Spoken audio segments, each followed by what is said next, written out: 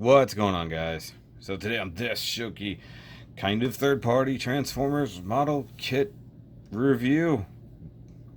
It's Flame Toys, it's a weird thing. So we had a Flame Toys Furaimodel model kit Bumblebee. I don't know, it repeats itself. From Transformers! And it is an authentic Transformers thing, just like all the other Flame Toys stuff we have looked at. They are one of the few third-party companies that are allowed to make official things. And of course, this is our new boy, Bumblebee. We have looked at the unboxing already. Go check that out if for some reason you haven't. And we have a great image of Bumblebee right here on the cover. I don't know if he's from any particular series or it's their own interpretation. Some people say he's kind of IDW-ish, and then he's got some other inspirations. He's got the hammer there that has been seen in different iterations from comic books and other stories. And he's definitely not G1, but he is kind of a bug at the same time. So it's a weird thing, but this is some phenomenal box art. You gotta love this. You got the weathering on there. You got everything else. Big old chunky wheels and stuff like that. It's a very nice light shading here. It's almost like it was a model kit that they drew, because it actually has the seam line for the tire. So take that as you will. Of course, being a Flame Toys box is going to be pretty easy because there's usually not a lot going on. So you got Transformers, you got Bumblebee, you got a repeat of the top box art. Nice close-up of the eyes, though. That does look really nice. Same thing on this side. And then continuation of the box art there. Because all the info is on the back, or the bottom of it. And yeah, this box got a little bit crushed in shipping, so that sucks, but it didn't actually hurt anything. But a good articulation with over 40 movable joints. Any pose can be easily set. Well, and then you got all kinds of different poses there. Looks pretty cool.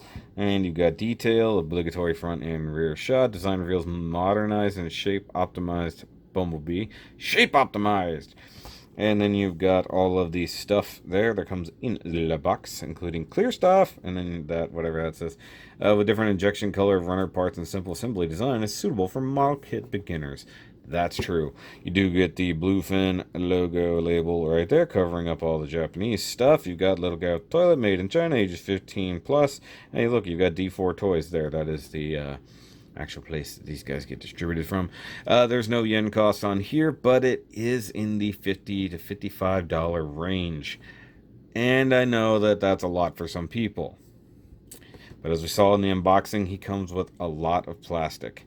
And basically, if you're sizing it up that way, due to the amount of plastic, yeah, it's a thing. Plus, they got to get their money. So,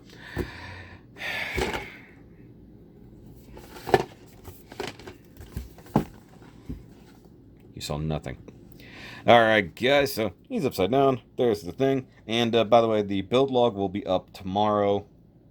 There wasn't a good way to do that, so I'll go over some of the things in this review, obviously, but if you want to see how I did them in closer detail, stuff like that, by all means, the build log will be up for those who want to watch it. And apparently, a lot of you guys want to watch it, so that'll be up for tomorrow. But let's go ahead and get to it. Come to my channel. This time there will be cake.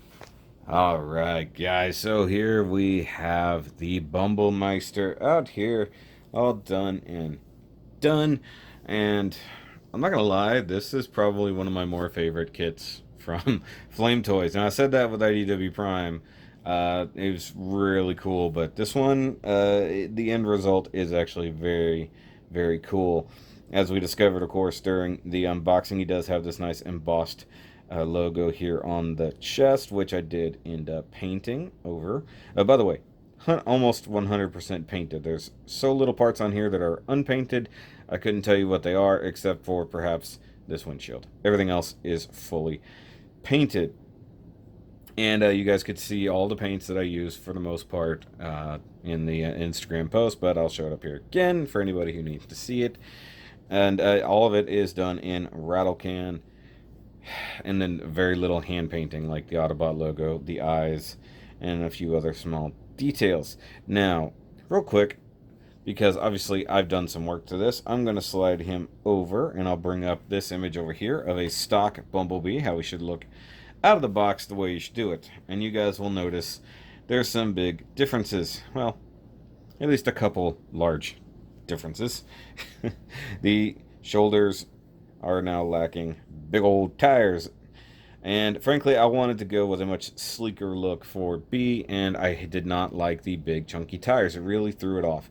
So, I mean, realistically, the way most bipedal life forms are, these shoulders are usually no wider than the hips, generally speaking, and then really should never stick out past the ankles in a basic A stance. So even here, with the extra tires and stuff on the bottom, he doesn't look too flared out. But before, he actually had the giant shoulder tires, and really that looked stupid, so I cut them off. If you want to see the process by which I did that, by all means, it's covered in the other thing. But I will show you what I did with them. You can see the process in the build video. So I relocated the tires to his back. And in fact, using the side skirts, which would normally be here, I made those as like a little door on the side and put the tires on the back. Give him a little minuscule backpack, otherwise he would just be whoop down the back, but very bulgy in the front, and kind of made them look like they are recessed. Of course, they're cut. And to answer the question that's coming, yes, you can still access the plug that we're going to need for his other accessories and stuff. We will get to his accessories and all that after we get through details and articulation. One thing you'll notice here is, of course, he's got these nice red tail lights on the shoulders. Those are, of course, separate pieces that I did paint. They did not come red. They came in yellow. And just a quick thing, because I didn't necessarily cover it in the build log. Those were painted first with a coat of mica red, just to kind of shift them from yellow to red. That's the same red that I used for the Autobot logo. And then I coated it about 3 or 4 times with a clear red to add a really nice glossy and almost a little bit of a glow to it, because the clear Tamiya red is very nice for that. And then the faceplate itself is just painted with pure white. The eyes are hit with French blue and then a little bit of light blue on those little kind of corneas. I did have it in white and it stood out a little too much. I actually redid the eyes twice because I wasn't digging how they looked. And yeah. And he does have very minimal panel lining because I didn't want to ruin some of the things. So I got some panel lines here and on the arms. And then down here, got the headlights sort of just hit with some gold paint, just to kind of make them stand out. I was going to do the entire headlight bezel in silver and stuff like that. I just decided to put it off. He does have the wheels mounted down here, and they are smaller. You do got the silver rim. By the way, the rims are painted on these. You just really can't see it as much as I thought you would, but they are. They're in there, and they are painted. All right, so he does have some interesting articulation, actually fairly similar to some of our previous models. So the neck here, I'll move the camera up just a taste so we can see a little bit better. So the neck is on a ball joint for the head here. You have to assemble the head around the ball joint, and then a basic hinge for the base of the neck. So it's a little bit limited. You can get some head tilt out of him, which is always a good thing. It does rotate, and it's a little stiff due to the paint, but you can get him to look pretty far down into his chest, because frankly that's all he's going to be able to do. Good thing he has a windshield down there. Now, speaking of the chest, it does move very similarly to the way Starscream's did. It does have a pivot point here on a hinge so that it can kind of move up and down and out of the way, and it can shift like that to sort of get out of the way for the shoulders, because they are big and blocky.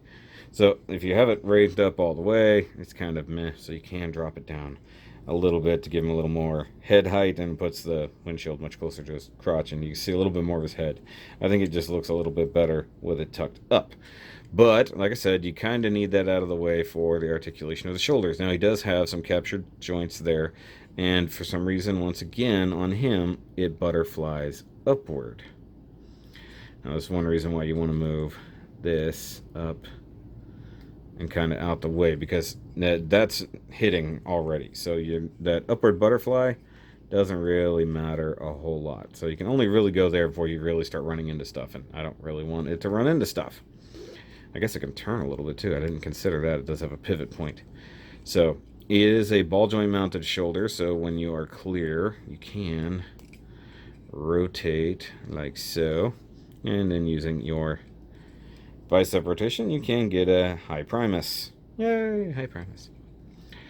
Now he does have a bonus part of articulation, which you can sort of see here. So where the shoulder mounted wheels used to be, that can flip up a little, like so, to give you some arm clearance out to the side. Pretty much good for 90 degrees if you use all of the extra implementation there. And that is clearance ever so slightly, so it's not bad. We already saw the bicep rotation. Does have a double jointed elbow. That's very nice, like such. Except that it's an itty bitty elbow, so he's Bumblebee of tiny elbows. And just a simple ball joint mounted wrist. And these are the open hands, obviously the expressive hands. He does come with only 2 sets of hands, and one of which is this. As for the waist, he does have some of that Flame Toys tilt. And if you do a little bit of rocking, you can get him to really rock over like so. My biggest problem with it is that, well, one that keeps touching back here. I had a big problem getting the ball joint from here to plug into there because it's on a hinge.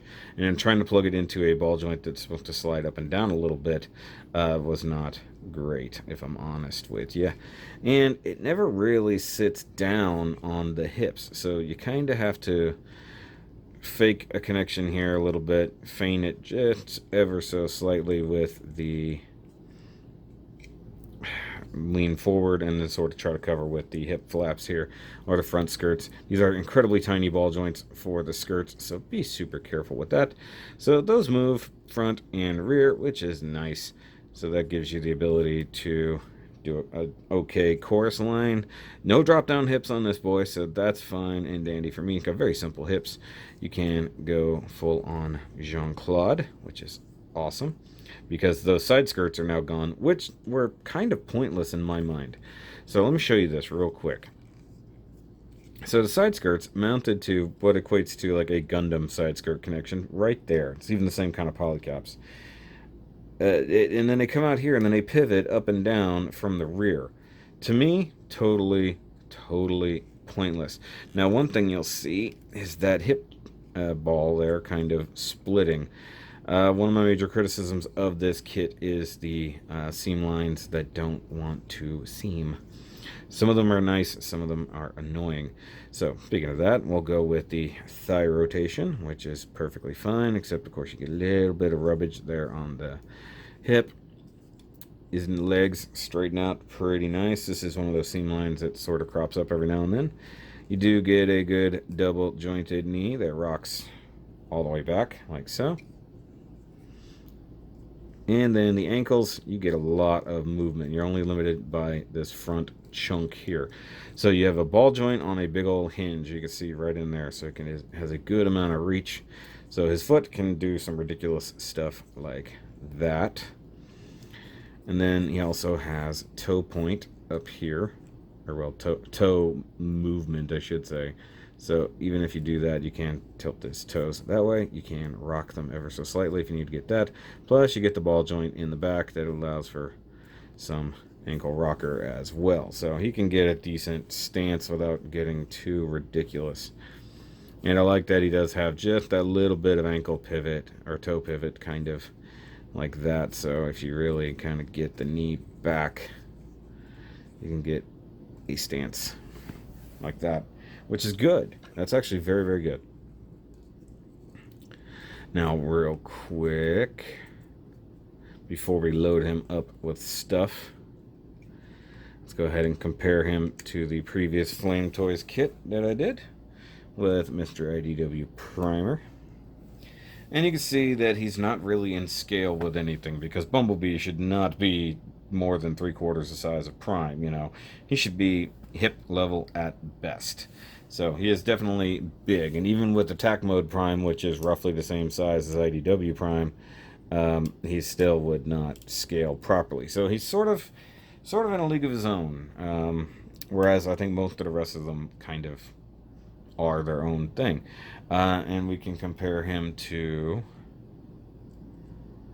an HG Gundam. So obviously he's much bigger than an HG Gundam. Teasers, by the way. Compare him to Wally. just barely at his knee. And then next to an MG Gundam that has just been sitting here for weeks on end now. So you can see he's a bit smaller than an MG, but quite a bit taller than an HG. Also, I really need to put this guy away. He keeps falling over.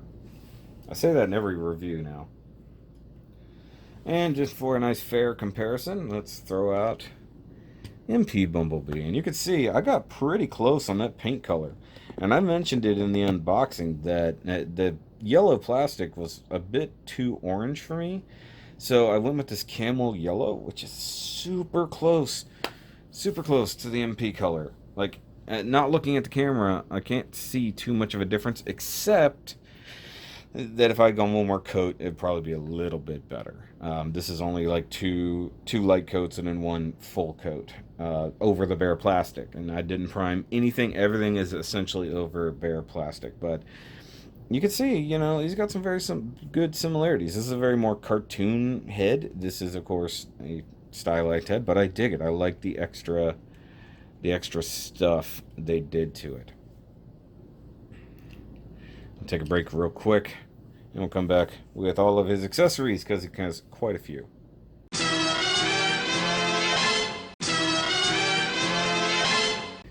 Accessories, as previously stated, he does come with these nice open hands, but he does have these guys here. By the way, the painted black thumb. Hold on, I gotta fix focus.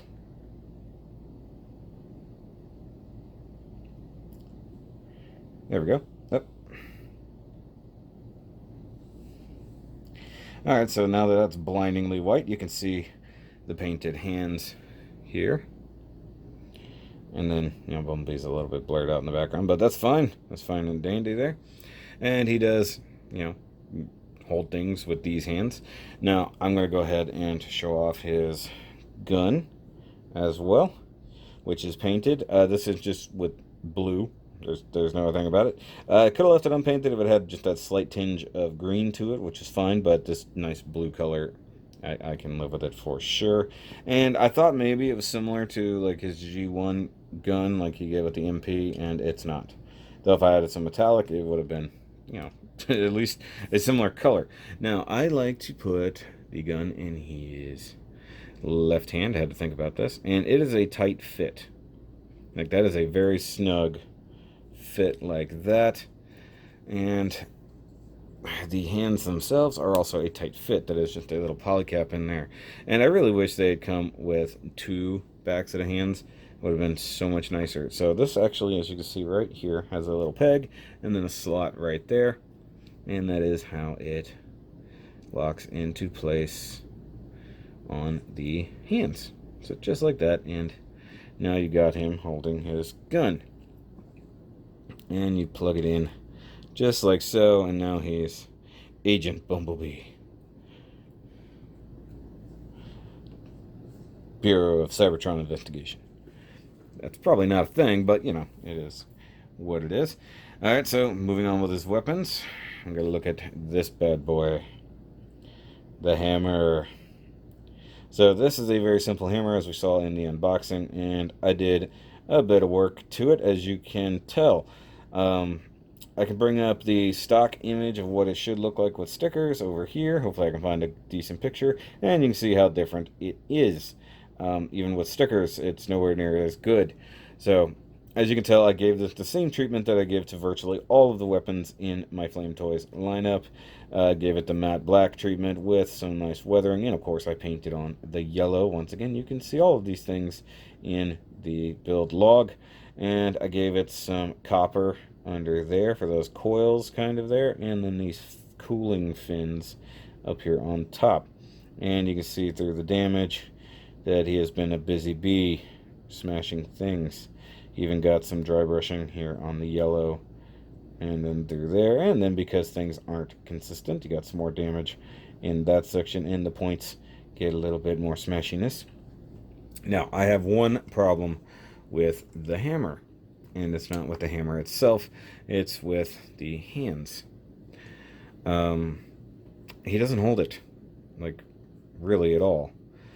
So you can put it in the hand like you're holding any other weapon, close that up, and, well, I mean, it's a snug fit, I guess. And actually, that's tighter than I had it before, so maybe it really wasn't that good, or maybe, because you turn it sideways like that, it slides in and out. But if you have the round side turned like that, okay, he's holding it a lot better. So maybe my criticism, it was unwarranted. Maybe the hands just weren't totally smushed together. Even right here, you can see that the fingers aren't totally smushed together properly. So maybe, I didn't read it in the instructions, but maybe these flat sides here were supposed to be facing sideways and I put the head on wrong. That's entirely possible. But, you know, I'm not going to be mad at it if I have to hold it this way, because now it's actually got a decent grip. Actually, it's giving a little bit more scratchiness to it. So he can wield his hammer, which is pretty awesome. It's a little heavy, as they always are, and you can know that the polycap joints are eventually going to get weak on it. And if one is so inclined, you can get him to dual wield it, though it does take some finagling with the arms. Like, they had him holding it further down, but this works out for me, realistically. I think rotate it a little bit here, so it can be a little bit more menacing. I might actually have him pose like this, because it looks pretty sweet. Bumblebee ready for action with his gravity hammer. Okay, it's not a gravity hammer. Now, another thing he definitely comes with is his flight pack, which I don't know where this suddenly started coming into canon, but hey, he's got a flight pack. It's got some nice thrustery bits down here, which you can see I tried to do a little bit of a fade job to varying degrees of success. I think it looks okay. And then you see a little bit of gold detailing inside there, and then what I assume is some kind of rear-facing cannon, or thruster, I don't know. Maybe it's just the fuel pod for the thing. That does hinge nicely. These do rotate. They are just plugged in on the poly caps there. The thrusters themselves do move up and down, like so. Looks pretty good. Got a little bit of crud there. And you can see I did a multicolor treatment here, so some gray and some silver, and a really bad seam line. Now, I'm fairly certain that seam line is due to the fact that there is paint on this where it is sandwiched, because I can't get it to close any more than that. Now, you can rotate the blades a little bit. They're not going to spin freely by any means. And you can see that this is very different from the way it was intended. This part came in this blue all the way up to here. Same thing with the little bit on top. All of that got painted. The blade itself is, in fact, painted. Now, it does plug into his back via this little tabby tab back here. And you guys were probably concerned when I put the wheels on the backpack that he wouldn't be able to use this. I planned that out. But you can see it's a snug fit. Let me rotate the thrusters up just a little for clearance sake. You can just line up the hole and insert it about as good as it's going to go. Honestly, it's more than enough to hold it in place. And there you got Bumblebee with his umbrella. Just kind of what it turns into, if I'm honest. Looks pretty good. It is shading out all the light, though, that if he's not spinning, you can put the thrusters up a little bit, and it still looks pretty good.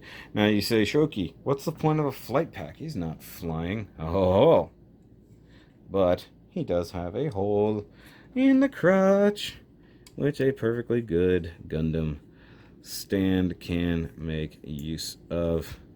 Now, it's going to be hard to balance a little bit with all that weight, but there you go. You've got Bumblebee on a flight stand with his flight pack, and I'm not entirely certain where. There's the focus. Okay, so it's a lot closer than I thought. Now, he does look very nice. Now, this is also where I think that, you know, hiding those wheels really came into effect. I think it's just nice. Oh, by the way, I did panel line this on along there and then up there. And you can still see under these lights, you can still see some of the banana yellow coming through. It's kind of funny. But so far, I think out of all the Flame Toys kits that I've done, this one is pretty high up on the list, but it might just be because I did those fun custom touches, and it is kind of what it comes down to. And you guys should know this, you're model builders. It's like sometimes you gotta make your own mods.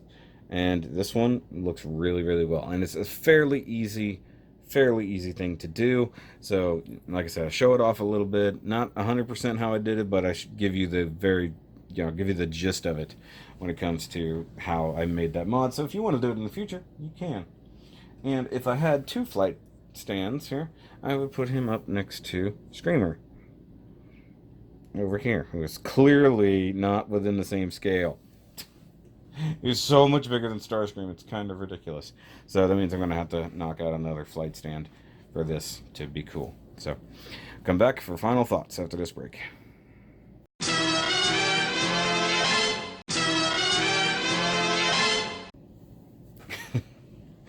He's all up in the shade there, but guys, final thoughts. Like I already said, I think he's probably one of my favorite Flame Toys kits so far. I like the design. It's actually a very nice build. When it comes down to it, it's pretty simple and actually pretty effective. Now, that being said, the negatives. The shoulder interaction with these chest parts. These fender flares here are a nuisance. If you're not painting it, not a problem. But I'm getting rubbage, and I'm just wanting to be careful with that. Same thing with the wrist down here. A little bit of problem with that, where the hand is basically right up against the actual wrist. And then I didn't clearance the arm just enough there. But other problems this guy definitely has. Fitment issues. These pods up here, let me scroll up just a little bit here so you can see what I'm talking about. You guys can see right along here, that's not a perfect fit, and it had to be super glued. It is super glued here. This part itself is super glued to hold all that together, and even back here on the back where some of the tabs go from this side to this side, super glued together. So these things are, if you want them to stay together, they're gonna have to be super glued. Maybe there was something in there with the paint was just a little bit of an issue, I'm not sure, but basically the small tabs that are supposed to hold all of that together weren't great, and then squeezing everything together, it just wasn't happy. Once again, I think I did not clearly paint off the posts that hold the 2 sides together, so that may have hindered it a little, but that didn't have anything to do with this part here, the seam and the seam back there, which are completely, they have nothing to do with each other. Also, you can see this minor gap right here. I can't close that gap. I don't know why it's doing that. It won't do it. So all of these pieces, the main chest piece and the 2 side pieces, plug into the translucent. So there's tabs on the sides here and then up here, and a couple posts and then a couple tabs. You got to make sure all of those are plugged in and lined up properly. When I painted it, and you'll see this in the build log, I actually had this thing assembled minus the window and painted it all together so it'd be one smooth paint coat, and upon assembly, I literally cannot close up that gap. So that might be a thing that also needs super glue. When I watched Bobby Skullface's review, these 2 parts were flared out. You could completely see the gap between them because it was not assembled correctly. That is something you need to pay attention to. The pieces need to slide in straight. You're going to want to put them in the way that the windows are beveled. Don't do that. Put them in straight. All the tabs are straight lined. So that's something that you gotta pay attention to. You might need some super glue or something on the inside by the tabs. Just be aware of crazing on the clear translucent plastics. Other than that, he's pretty good. I mean, like, the waist does have a tendency to want to split apart. So where they have a nice seam line already right here that's supposed to be there, or a panel line I should say, they have the seam line on the back right through there, and it doesn't really want to squeeze together. It's kind of a pain. Another problem I had was assembling this rear skirt. Unlike the front, which has some really nice grooves for it to set in, this back just has some ball-shaped recesses, not like a full-on groove to go in. And you have to sort of set them in on the back plate and then insert it and hope it doesn't fall off. This would not cooperate. I had to hold it physically in place as I applied it all the way up to the last second that it finally gripped. So that was a big annoyance. Honestly, other than those few little problems, like I said, the gappiness occasionally, especially here on the hammer, you can see a lot of this gappiness happening, and I can't squeeze it together to make that go away. Honestly, it's a really good kit. if I ever built another one, which I'm considering doing because I kind of want to have a second stab at it, I would definitely modify it a lot more to make up for some of these difficulties. But the shoulder mods, I think, really improve the look of this guy. I think that if you're willing to go the mile and actually cut an expensive kit down a little bit, I think it's entirely worth it.